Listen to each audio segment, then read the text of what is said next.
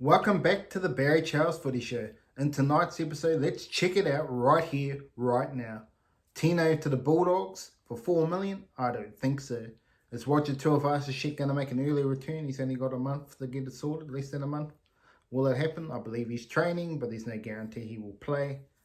And much more here on the Barry Charles Footy Show. Let's check it out right here, right now. Josh Reynolds retires.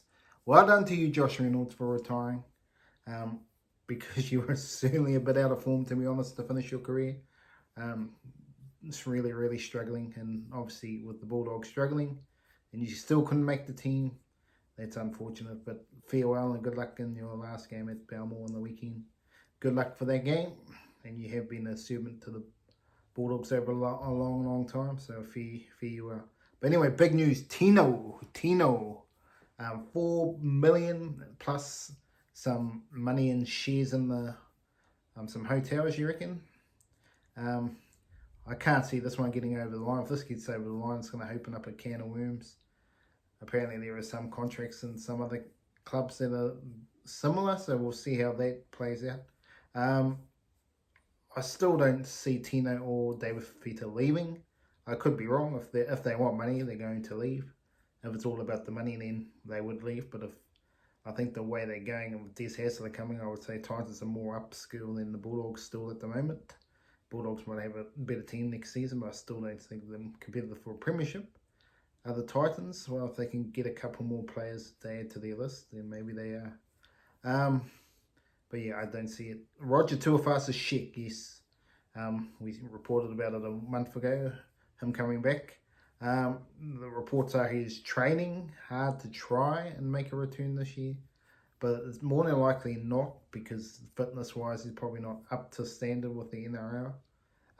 But he is trying just in case the Warriors need him, and the Warriors won't make a decision right till the end, right till August when if they get any late injuries, then Roger Tuivasa sheck might be swooped in last minute just to help out for the rest of the season. Whether it happens, probably not. They don't want to affect what's actually happening at the moment, but there is a possibility the sheck could play this year if need be, but it's more of a precautionary. If there was a late injury to one of the fullbacks, of course, or the wings, then maybe he would come in. So don't be surprised if there is a late signing for Roger Tuivasa sheck, but it's a long way off from being a reality at this point. He's got 3 weeks to prove himself. We will see. So those were the two big talking points. But obviously the boycott's still happening. Obviously a little bit of talk in the media today. I was seeing with Cherry Evans and a few others talking a little bit, so there is a bit of talking going on. How long is this going to last? Are we going to see a strike? It looks like NRL don't seem to want to do anything. They're just sitting on their hands. They're obviously doing something. They're just not telling us. It'll be interesting to see what happens there with the NRL, what the future holds there. I personally think it's not that great for the game, and it's probably hurting the players more than it's hurting the NRL, to be honest. Because it could hit the NRL if the broadcasters go, hey, what are you doing? You're not giving us our media commitments. We're out of here. So it's going to be an interesting. It is a big play from the Players Association, so it'll be interesting to see how that continues going forward. Well, how about the footy over the weekend? Yes, the Sharks getting it done as expected. Tigers tried hard, but the Sharks were always going to win this game. Too easy. Obviously, the Bulldogs, the upset of the round, beating the Rabbitohs. I mean, I know the Rabbitohs had a lot of players out, but I still thought they would get it done. But the Bulldogs showed some remorse in Burden's game. Yeah, show you New South Wales players that I am the man. Yes. So he's been left out. And then obviously the Warriors playing very well. Very clinical against Parramatta, who were under strength, don't get me wrong. The Warriors needed to win easily, and they did. They didn't probably finish as good as you probably hoped, but it was still a good victory in the end for the Warriors, and keeps their top 2 chances alive. They pretty much have to win every game from here to be top 2, but they definitely have to be looking at top 4 with the draw they got They got a couple of big games at home, so they've got to beat the Sharks next week. It's a crucial game again. They failed last time, and it was a crucial game. Even last week was a crucial game, so I must say they didn't fail last week. They got it done against a team close to them on the table. If they can beat the Sharks, they will get equal with the Sharks and probably jump ahead of the Sharks on wins. So this is a big game for the Warriors coming up at home. They've failed the last few times at home. They need to bounce back and deliver for the Warriors fans out there, because they got a chance to go big way in the final series. No one's talking about it. I haven't heard anyone talk about the Warriors being a top 4 hope at all. They absolutely are. They've got the draw. Whether they deliver, that's up to them, but they have the draw to be top 4 easily and possibly top 2. They pretty much got to win every game. They might be able to lose one, but if they can win every other game from here, they are a big chance. Or they'll definitely make top 4 if they can win most of the remaining games, but it's up to them if they want to. But obviously, if they lose to the Sharks, then they're going to make it hard for themselves, and then they're just looking at the top 8. But if they want to be a serious contender for the title, they've got to get it done against the Sharkies and knock Sharkies out of the top 4 and the Warriors into the top 4. Because Penrith are going to be there.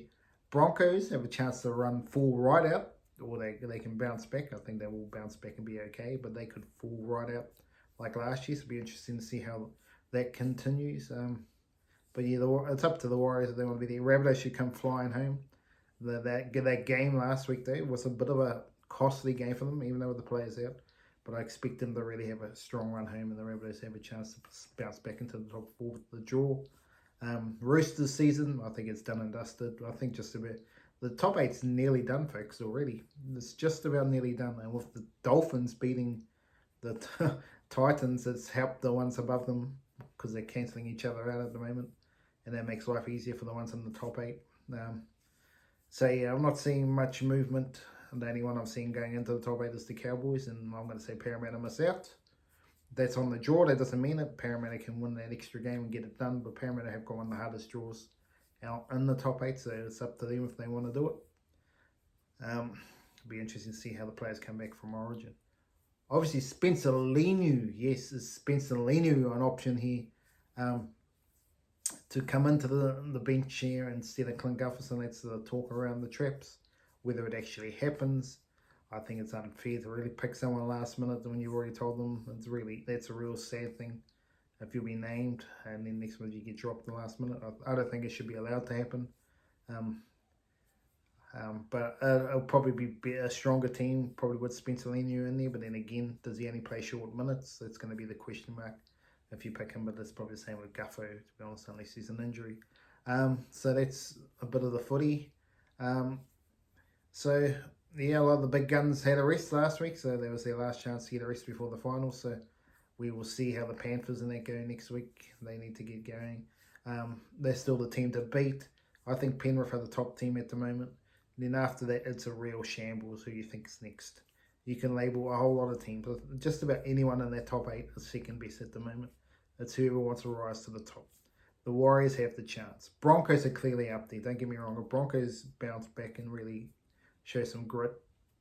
They got a few injuries, as that's a concern. They could drop away a little bit, but they should be top 4. But it's up to them. They could fall away. Yeah, I still have them with the Rabbitohs and the Warriors as my top 4 at this stage. But obviously Storm are going to be a big hope. The Sharks are a hope. Cowboys and Parramatta, I think they're probably just a little bit too far away. They can do it, but obviously have to pretty much win all their games from here to get there.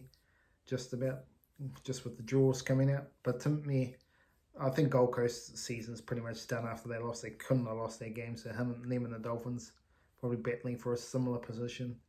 I think the Dolphins might have more upside than the Titans. I don't know. It's a bit of an interesting one. But anyway, that is enough from me here at the Barry Charles Footy Show. I hope you've enjoyed it, and I'll be back with another video shortly.